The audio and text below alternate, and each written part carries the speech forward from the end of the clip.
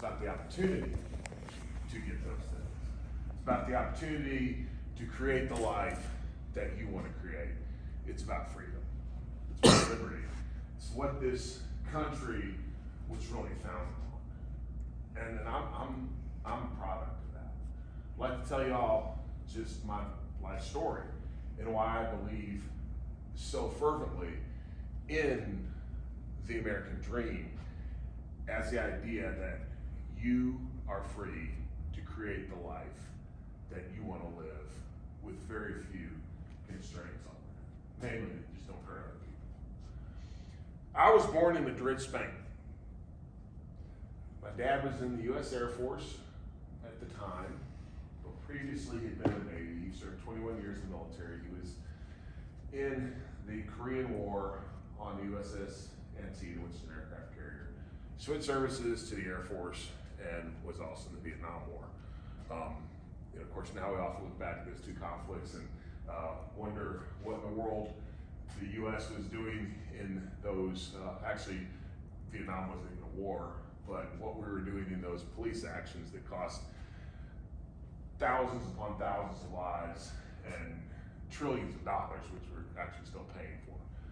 But nevertheless, when I was about a year old, I guess, my family moved back to the States.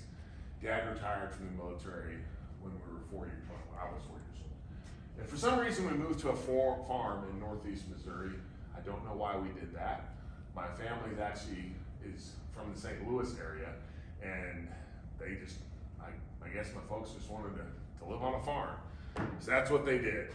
And it was out in like the middle of nowhere. The closest town was 5 miles away. There's about 300 people. We heard about, it's a one stoplight town. We didn't have a speed bump, okay? It wasn't even on the map. And this was during the 1970s, and the country was, at least in our part of the country, was not doing very well economically. This was right before President Reagan. This is in the Jimmy Carter years, which he famously described America as being in a malaise at that point. And it's certainly something that I felt that we experienced. So Dad worked in factories a lot. He had his military retirement. So we always had a roof over our head, always had food, but in many cases that felt like it was about it. Sometimes it felt like we were living paycheck to paycheck. Mom was a homemaker.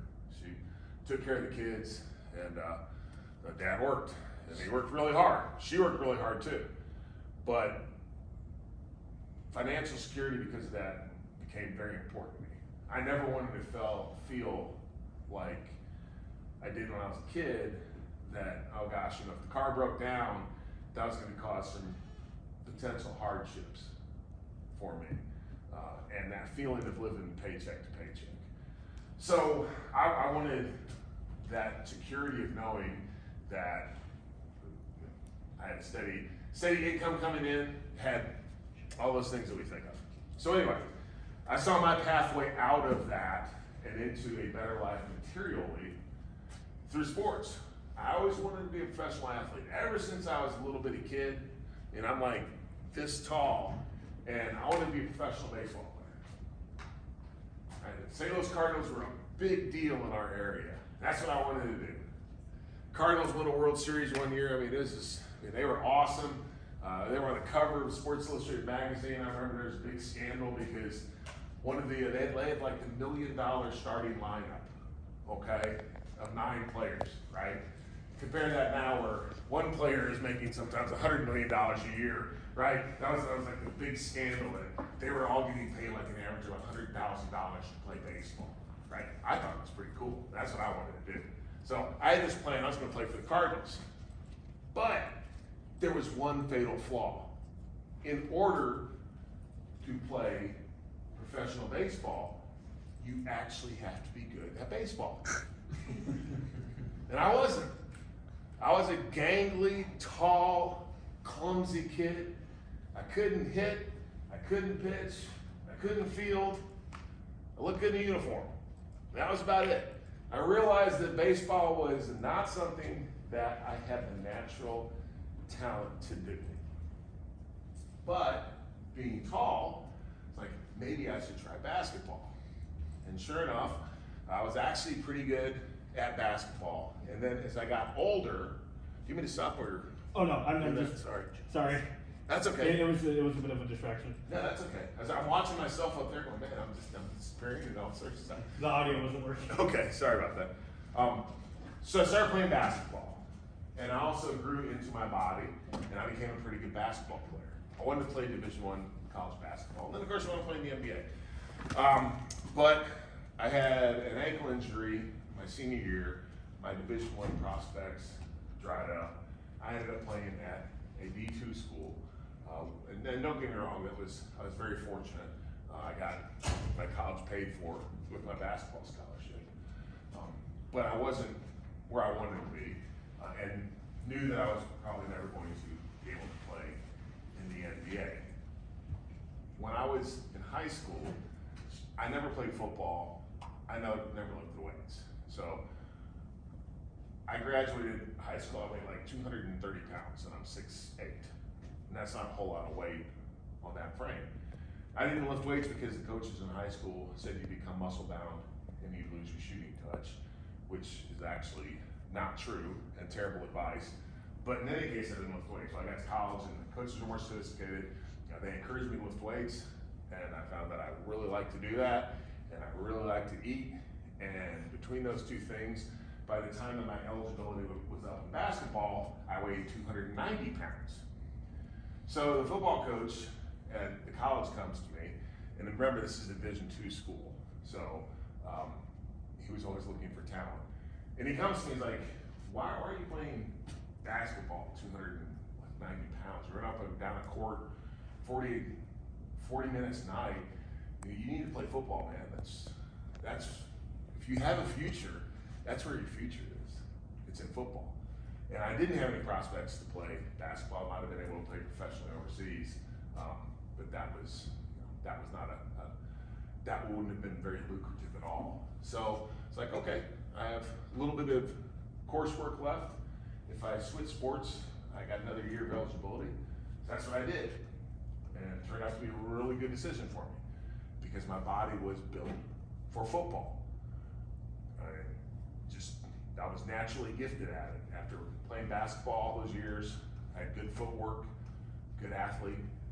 Playing at Division II school, very rarely had NFL scouts come to see any of our guys, but they actually came to see me in practice.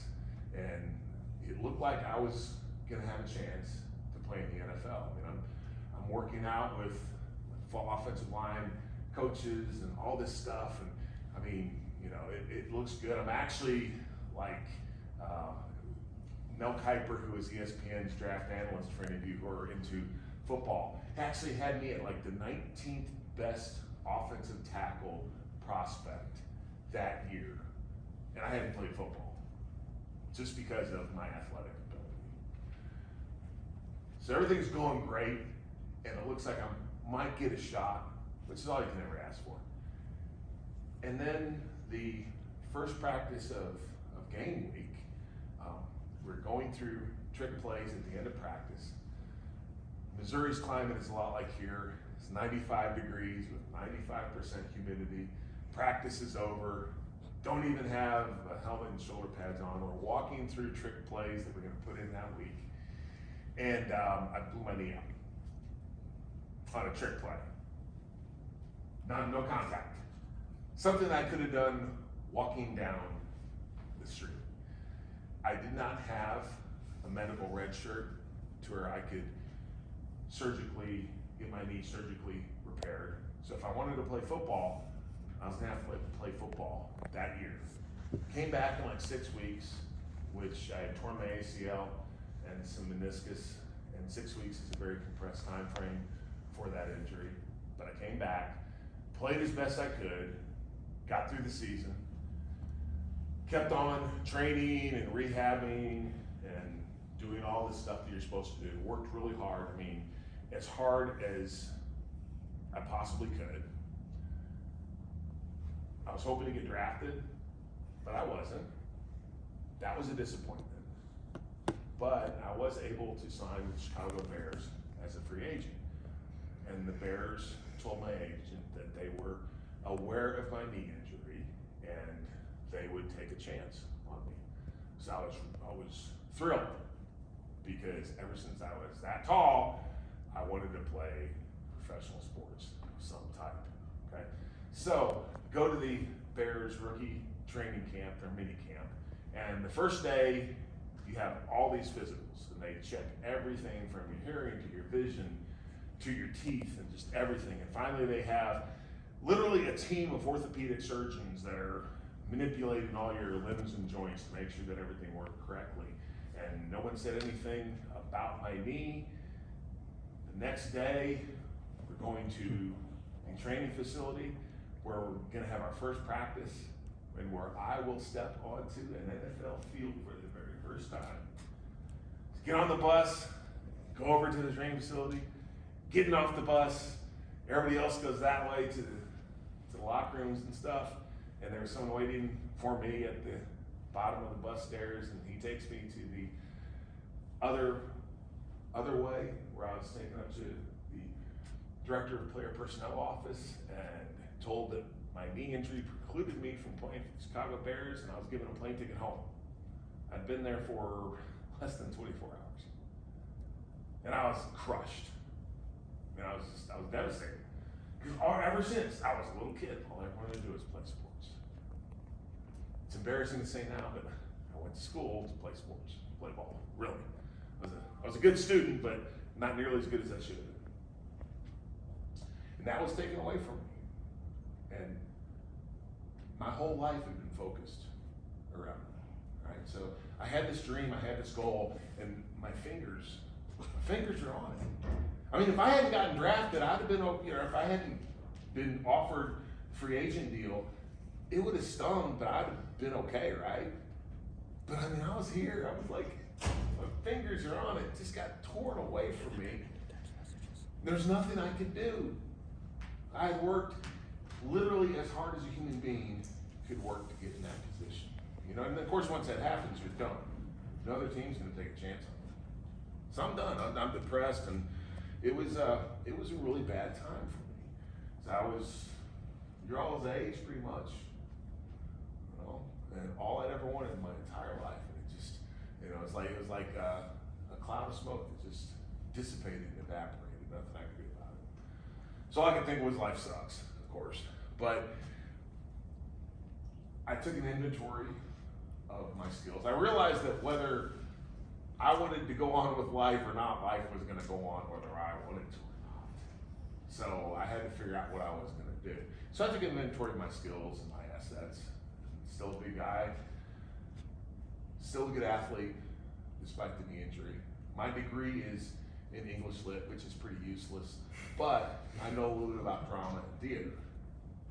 So I was like, well, professional wrestling, I didn't want to get a real job, so it's like, I think I could do that. And actually, I was watching wrestling with a friend of mine one night, and we were joking about it, and then I got to thinking about it. I'm like, why the heck not? I'm gonna try that.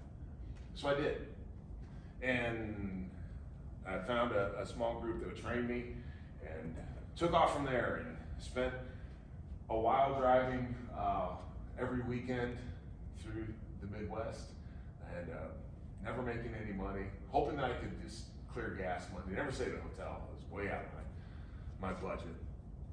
One night, remember, the house was pretty good. It's like, guys, I'm like performing in front of fewer people that are in this room, okay?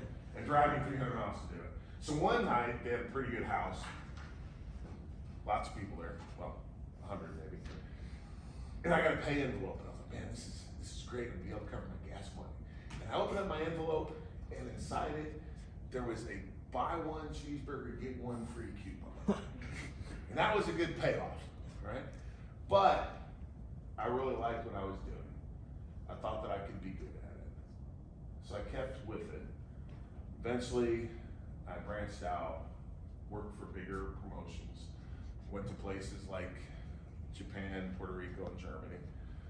Finally settled in East Tennessee, got a job with an organization there I really love East Tennessee, by the way. It's the greatest place in the country to live. About that time, I signed a contract with WWE, which is like, they're the major league of professional wrestling. And again, I'm like, I've made it, right? Here I am, I'm gonna be in WWE. When I was basically recruited to go there, I flew from Knoxville to New York to meet Vince McMahon and to sign my contract. And get off the plane in New York, and the limousine picks me up to take me from LaGuardia Airport to Stamford, Connecticut. And man, I thought I'd made it. I'd never been in a limousine before. I'm just a kid from Missouri, and now I'm in a limousine. I'm like Ric Flair, man. I'm, jet flying, limousine riding, styling, right, the whole deal. So anyway, I get over to meet with Vince, and Vince comes into this office, and for any of you that have ever watched wrestling, the guy you see on TV, Vince McMahon, it's pretty far removed from the real person, but nevertheless, Vince has this aura around him. He's a very powerful man, and you hear these things about, stories about him playing mind games and all this stuff. So his first question is, he asked me, Glenn, have you ever been afraid to go to the dentist? I was like, no, sir, I never have. I don't know what he's getting at here. He's like, well, I've always had this idea for a character that I wanted to do. It's a wrestling dentist, and his name is Isaac Yankem. Get it? I yank him, right? And then he laughed. He thought that was the funniest thing he'd ever heard, right? And I'm sitting across from him, I'm kind of laughing too. But inside, it was once again, it's like being cut by the bears all over again, okay? Because in wrestling, how cool your character is really determines how much money you're gonna make and how far you go in the wrestling business. I don't know if any of you guys in here are like pre-dentistry. No offense, dentists are not cool like that, okay? So I'm just sitting there going, I just signed a contract with WWE and I'm gonna be a dentist, man. You flew me all the way from Knoxville to New York to tell me this, right? Once again, I'm devastated and just, disappointed, and portrayed that character for a very short time because it was spectacularly unsuccessful. And I thought that might be the end of my WWE career, but it wasn't. I worked hard and showed up to work every day and had another character which was terrible. And again, thought it might be the end of my career. But then finally, 2 years later, in 1997, this character Kane was created for me. And Kane is one of the most iconic characters in the history of WWE. It's like, one of in many cases, when people think of WWE in the late 90s and 2000s, Kane is one of the characters that comes to mind. And in the late 90s and early 2000s, WWE was the hottest thing in entertainment, not just in wrestling. We were the biggest thing in entertainment. And it's been awesome. Because I've been able to travel the world. I've been in all 50 states, more than 40 countries, performed in front of millions of people, live and on TV. One year at WrestleMania, we had it at AT&T Stadium in Dallas, Texas, 102,000 people. Yeah, and they're all watching me, and my only thought is don't trip walking down the ramp. I've performed with people like Dwayne Johnson. He's doing movies. That's what I heard, yeah. But I've, Dwayne, Stone Cold Steve Austin, John Cena, all like the wrestling greats. Drew Carey, fellow libertarian, did a deal with him once. I was in a skit with the Muppets, which is really cool. I was in a Scooby-Doo movie. Scooby-Doo goes to WrestleMania. It's not bad.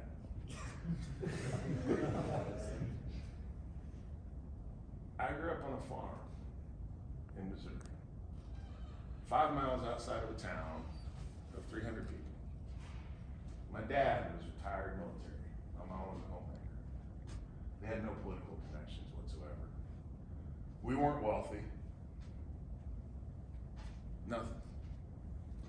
So how is it, and I'm a failed athlete, how is it that someone like me can do all those things that I just talked about? It's remarkable, isn't it? It's because I grew up in a country and I live in a country where you get those opportunities.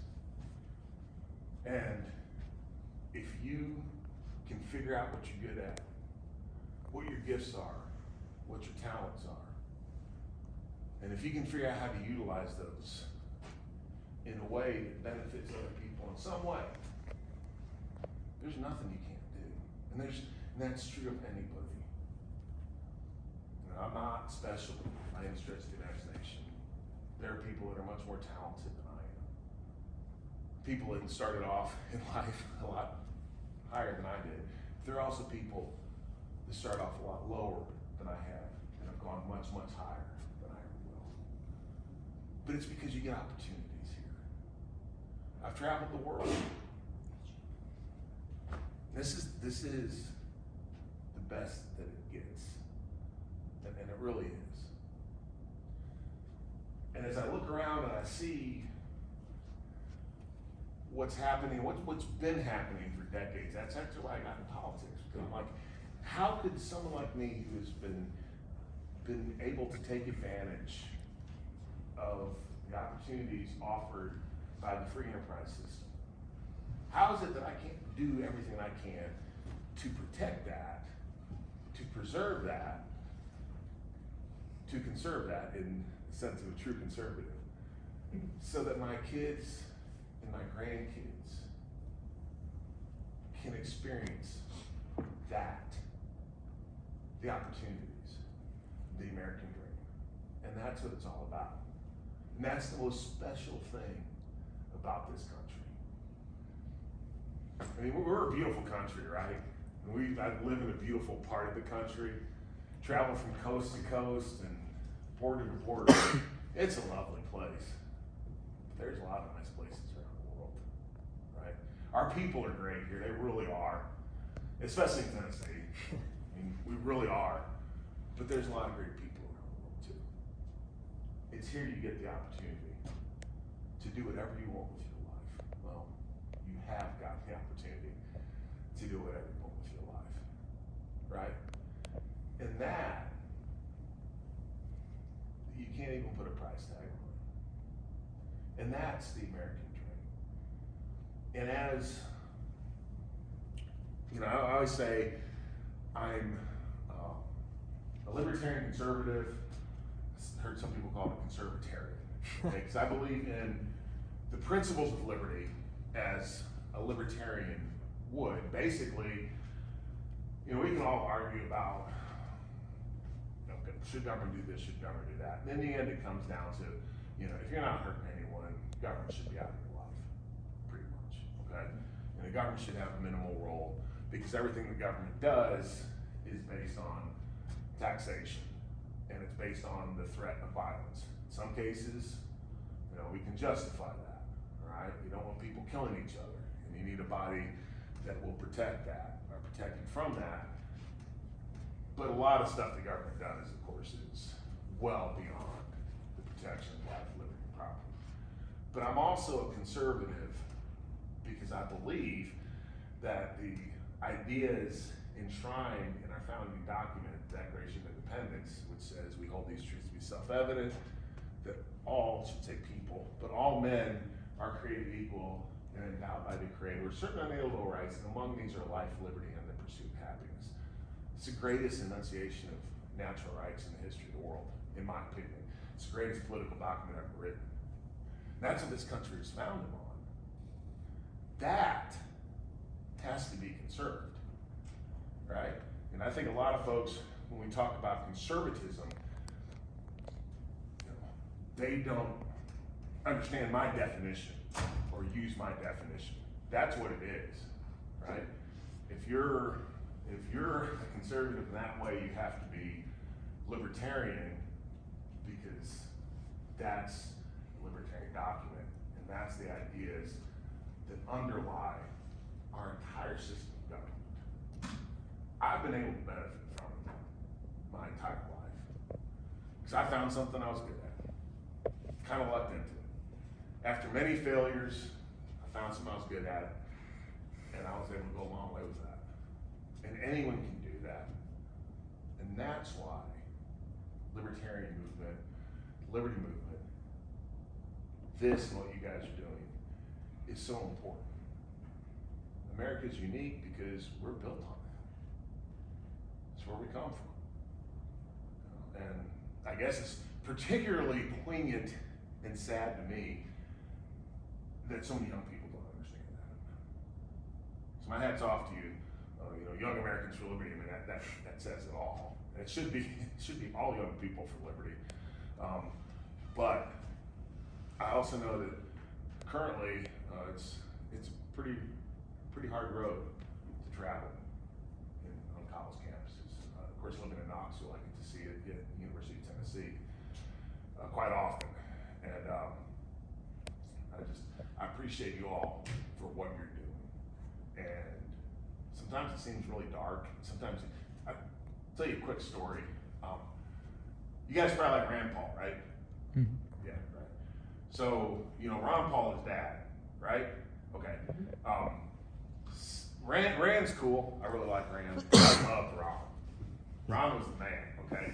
So when he ran for president in 2008, I started becoming aware of libertarian ideas much earlier than that, in the late 1990s.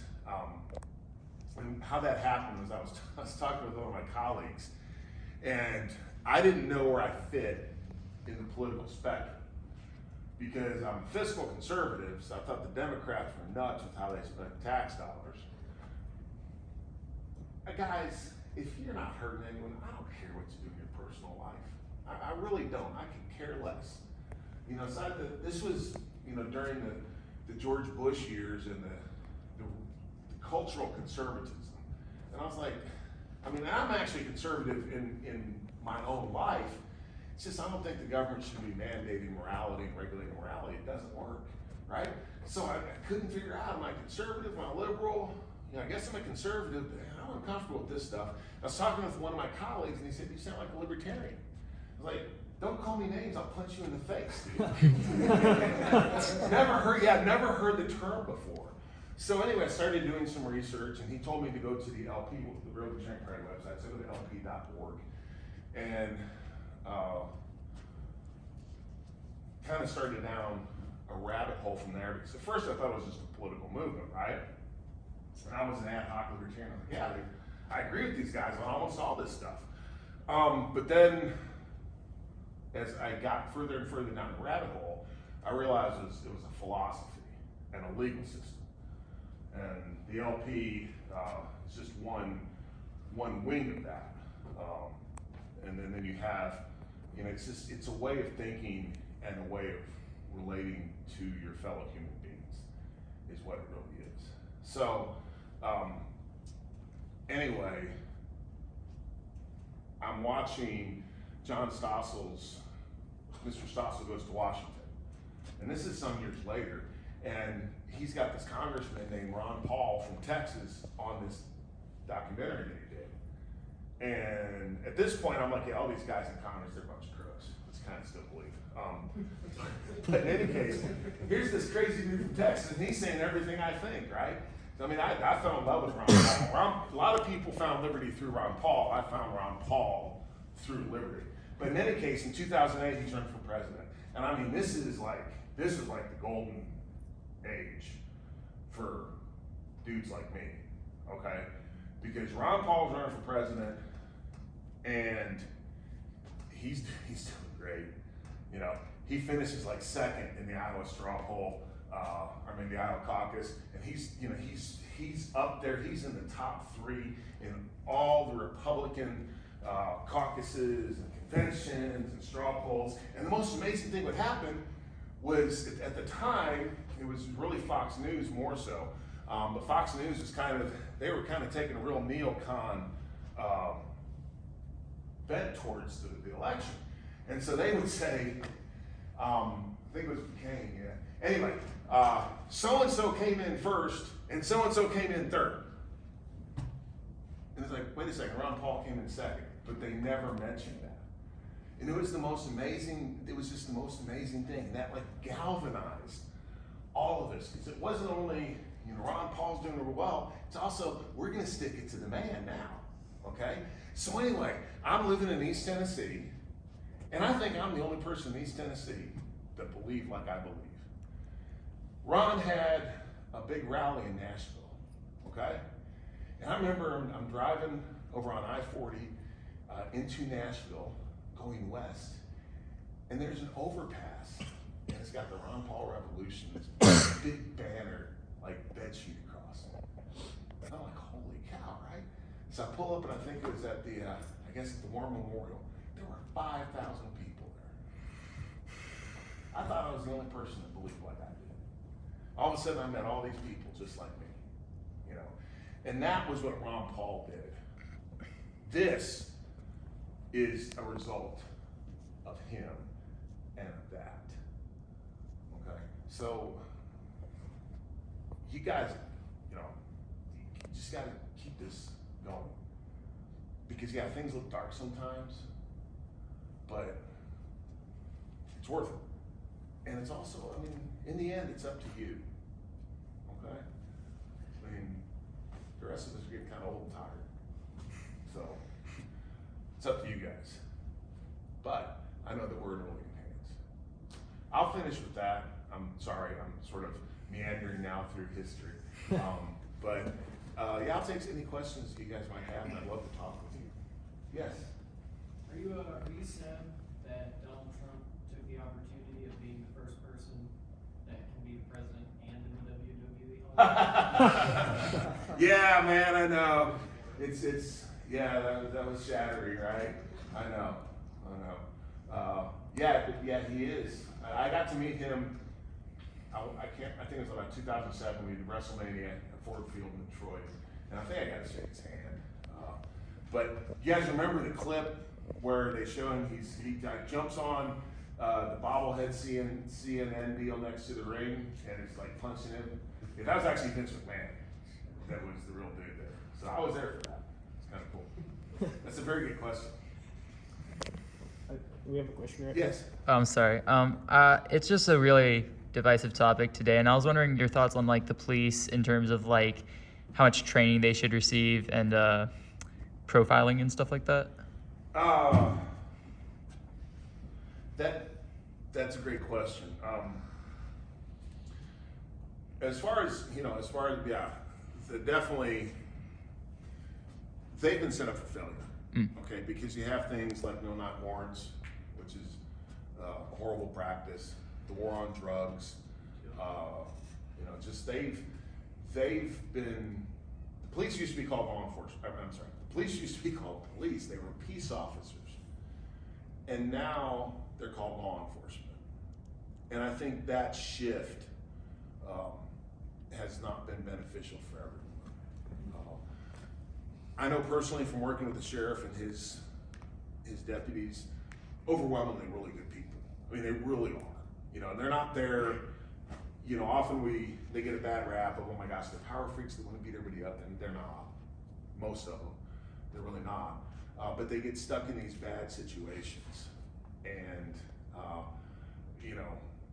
that, like Breonna Taylor shooting, and there's whether it's no knock warrant or not, I think that's called into question now.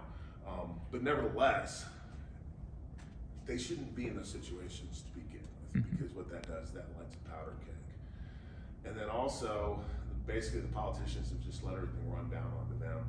You have these stupid laws that they're supposed to enforce.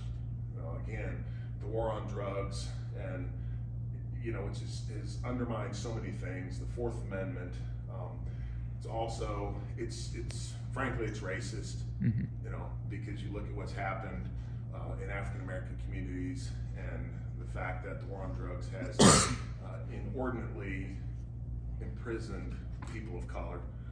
So it's really a systemic problem, and the politicians need to be the ones looking in the mirrors, saying we caused this, And, you know, the police and the peace officers, they should be, you know, a unifying force, not a divisive one. And it's very sad that it's come to that.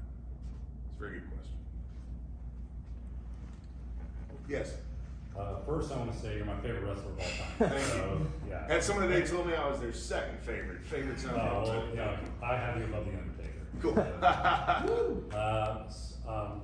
One question I want to have is, or that I want to ask is, in this conservative movement, this libertarian movement, there's a lot of talk about rights, but I don't see a lot of talk about personal responsibility and where that fits in. Sure. I feel like if a politician came out and instead of saying, I'll fight for you, said, pick up and fight for yourself, for example, take responsibility for your own life and go out there and take it, that would get a lot more traction, especially with young people.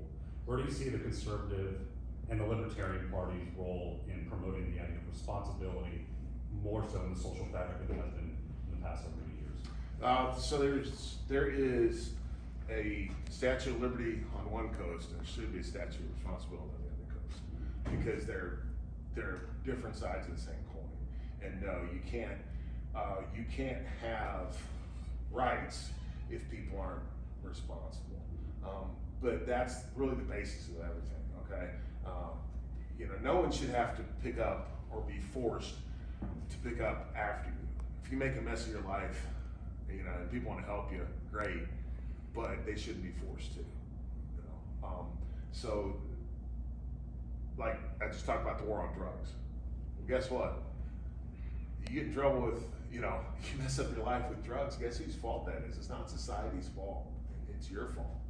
You know, and we can, you know, do what we can to help, but at the end of the day, you know, it's your responsibility. And you're exactly right. And too many people think of not in libertarian terms, but in libertine terms. You know, and that's what I always say. You create the life you want to create. You just don't hurt anybody else while you're doing it. And that's why I always try to add that caveat. Okay, so like in this pandemic, and this whole thing that's going on right now, it really bothers me when people say, well, you know, you're responsible for other people's health, and other people are responsible for your health. No, that's not true. Okay, if I am not acting dangerously or negligent, I'm not responsible for your health, and you're not responsible for mine. You know, that's a completely socialist attitude. This idea that we're all responsible for each other. We're not. And that's also, not only is that a political theory, that's reality. We're the only ones that can take charge of our life. Okay? My wife was a social worker, and she used to work with unwed mothers, trying to help them get off of welfare, which she became very frustrated with the system, because really all the incentives were for them to stay on, and the women who would try to migrate off, they would actually get punished, you know, because so instead of, hey, you're going to go get a job, you know, and what they would find is all of their welfare payments were cut, and they were losing more money. They were losing money by going to work. It was better for them to stay on welfare, which is a horrible incentive. But in any case, she would tell me some of the things that these women had to deal with, generational sexual abuse, just horrible things. But she couldn't fix them. The only person, this is very sad, the only person that could fix them was them. And that's true of all of us. So it is about responsibilities.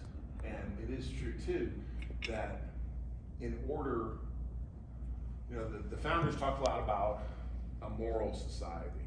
And I think they meant a mature society. You know, people that would take responsibility for their lives. And in order to have a free society, you kind of have to have that too, the maturity and the responsibility. So that's a great point.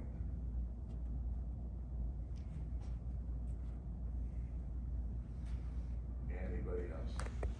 Yes. What's the most critical decision you've ever had to make in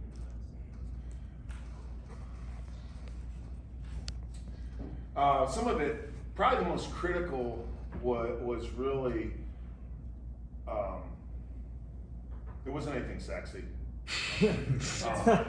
No.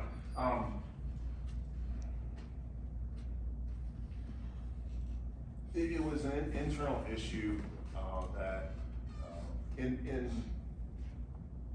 Knox County, we have an elected law director, which is where we might be the only county in the state now that the council is elected. Everyone else is appointed by the mayor. And that's caused us some issues because the law director he can just act independently, right? And so when I got into office, not the law director now, but the previous law director was actually, it's kind of a long story. Anyway, Knox County was suing Knox County, okay? There was the pension board had made a decision and everything was cool and everything was good.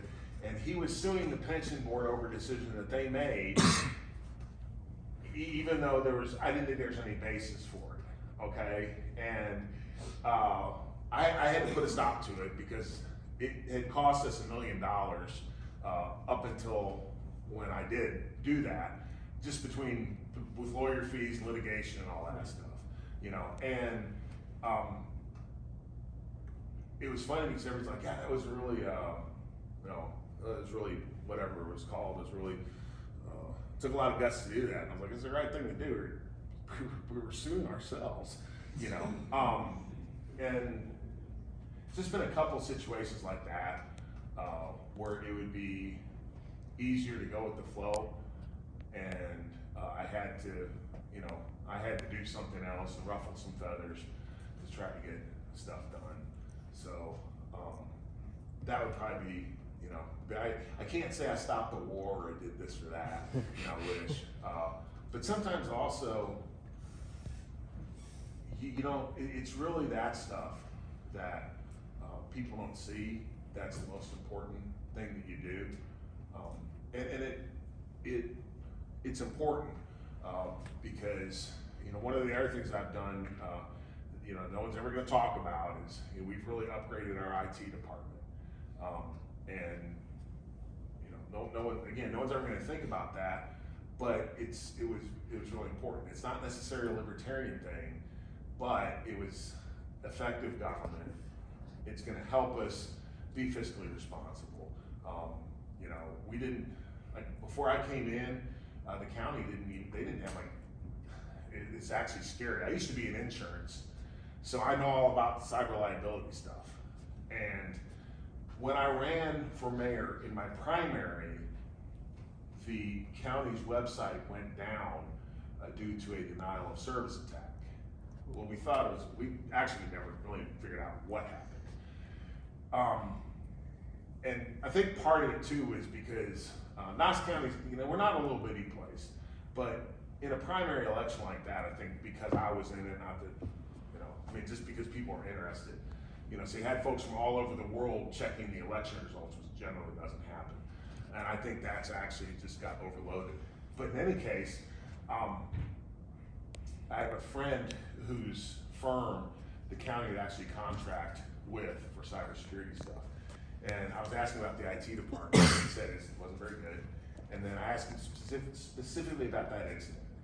And so with cybersecurity, if you have a breach, it's too late, and you don't have a plan in place. You know, it's too late. You're going to spend way too much money, and you're in a lot of trouble. And anyway, so I was like, well, what happened? He was like, the IT department was calling him, going, "Oh my God, what do we do?" And all that should have already been planned and taken care of. You know, so it's stuff like that. You know, the city of Knoxville just got hit with a cyber attack last year, and it's cost them at least $300,000. You know, and of course that's, you know, Atlanta got one that was like $20 million. So that was just something that, like I said, no one's ever gonna be like, oh my gosh, you know, he really upgraded the IT department, most important thing ever. But it was really important, actually. Not tough, but, you know, it was important. And that's so when we look at government, especially like at the local government, there's really two sides to it. You have the political side, but it is also kind of a business and kind of an organization that you have to run like that, you know, and that makes it a little different. People always think about the political stuff and they don't think about the business stuff. So if you can run an effective business, you know, just naturally, of course, you're going to be able to cut spending, to cut waste, and to keep taxes lower than you otherwise would be able to.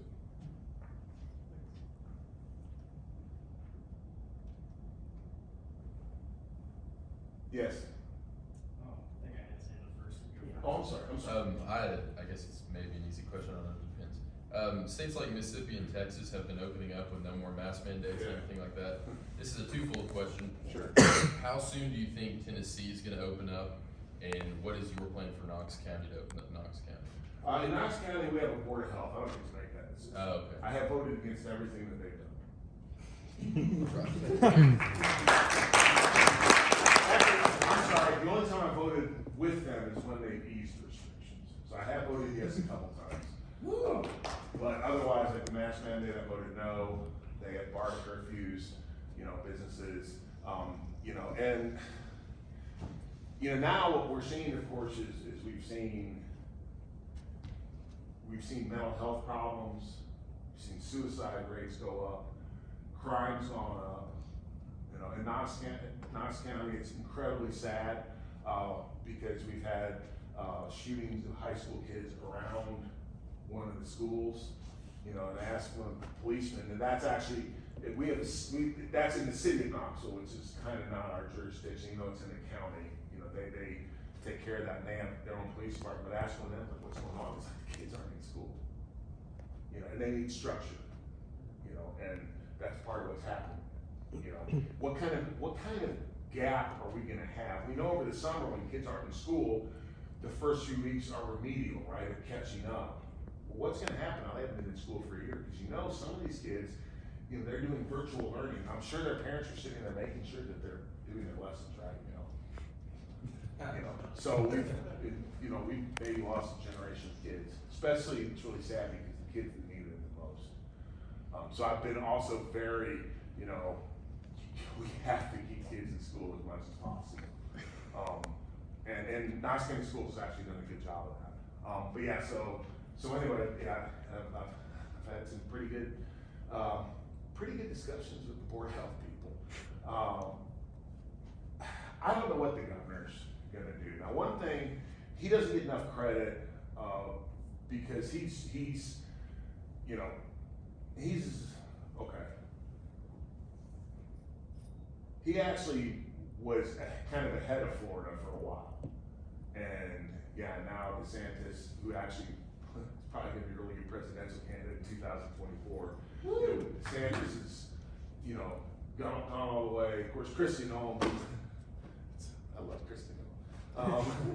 But I don't think they ever did anything in South Dakota, or they did very little. And like you said, Texas and then Mississippi. I think he's gonna be under a lot of pressure to do something, because you have all the other Republican governors that are moving in that direction. But he has been hesitant. When he did the safer at home order, I was very critical of that. Because government can encourage people to do stuff, but look, you have your right to travel. If you look at the Fourth Amendment, you cannot be stopped without probable cause. That means you have the right to travel. That's where it comes from. That, I have no idea. Fifth Amendment, we have due process in this country, okay? Right? Never before, and if you look at the definition of quarantine, I mean, this is reasonable actually, says that you can be quarantined if you are sick. It's never said anything about healthy people being quarantined, okay? And you can, I may not like that either as far as if you're sick, but there's due process there, okay? When your health department goes and shuts down a restaurant, there's due process, okay? They don't just walk in and slap a chain on the door. There's a process that to go through. When did all of a sudden we can say, we're just shutting all this stuff down? You just threw the Fifth Amendment really out the window. You threw the Fourth Amendment out the window and you said people had to stay home. In fact, we just shredded the Constitution. And I really like Governor Lee, and we're really fortunate it is someone like Governor Lee. We've been under a state of emergency for almost a year. The Constitution says that the federal government will guarantee every state a Republican form of government, which means you have an executive and a legislature. Legislation makes the laws, the executive carries them out. In nearly every state across the U.S., we have had dictators for almost a year because they are legislating as executives, and that does not wash. You know, so the legislature's changing that up, and that's nothing against Governor Lee. You know, he was put in that situation, but I mean, I look at people like Gavin Newsom, Gretchen Whitmer, Como. You know, I'm just like they're little tin pot dictators, right? I know they are. And also, that's not America. So I don't know what the governor's going to do. I think he's going to be under a lot of pressure, especially, you know, and also I get in trouble for saying this. Epidemics follow a predictable path. It's called Farr's law, and they go up and they peak and then they go down. You know, and it's very sad because they cause a lot of damage when they go up, but then they go down, and we're on the downslide. And if you overlay what's happening now with what's happened in pandemics in the past, they look pretty much the same. You know, so it's like Gavin Newsom, you know, said that Abbott was being incredibly reckless by opening the state. Dude, I think you're being incredibly reckless by keeping your people inside, shutting down businesses, so people can't eat. Anyway, that's what I think. Yes? What did you say that law was that was regarding? FARR, FAR, F-A-R-R apostrophe S. It was discovered by an epidemiologist, virologist, back in the late 1800s. But it's just mathematics, really, you know, and you know, it relies on modeling to some extent too, but it makes sense because the people that get sick are gonna get sick. People that pass away, tragically are gonna pass away. People build up immunity on the other side, and eventually it just quits spreading like wildfire. That's just what happens. And that's been one of my criticisms is like a lot of public health people have, when they model, they're just going in a linear path. They're just saying this thing's gonna go on until everybody around the world, you know, and that's never what has happened in the history of our planet. And oh gosh, there's a lot of things that have happened recently that have never ever happened before, and I'm extremely concerned about our system of government because politicians have learned if you scare people badly enough, you can do anything. And now, you know, Rahm Emanuel said, never let a good crisis go to waste, and now it's like, never let a good crisis end. So, yes? Where do you see yourself in 5 to 10 years? Fishing. I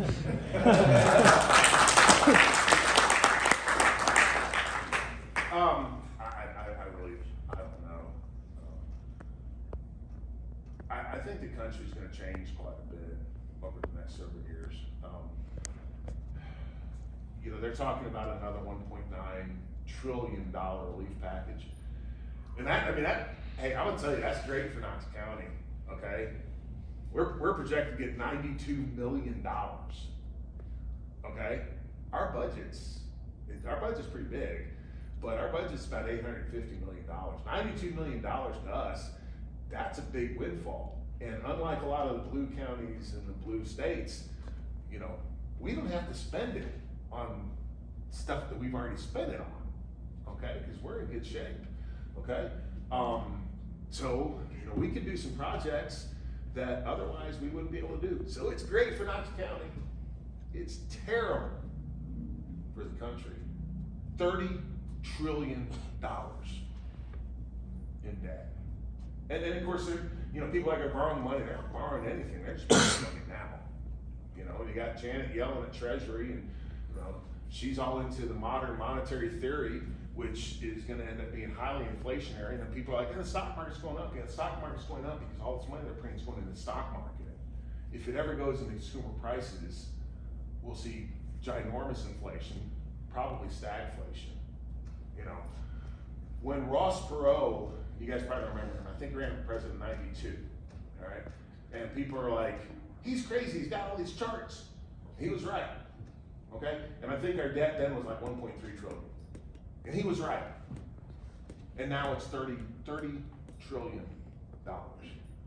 And the reason the 1.9 trillion is being sent out is so the blue counties, blue cities, and the blue states don't go bankrupt. And they're giving it to everybody else, you know, really just as an excuse so they can give Los Angeles County $4 billion or whatever it is. It's crazy. So, I thought 2008 was like it as far as everything falling apart. And of course the Fed stepped in, printed tremendous amounts of money, preserved the system. What happened then, I mean, is what has happened from COVID is just a drop in the bucket to what the Fed did in 2008.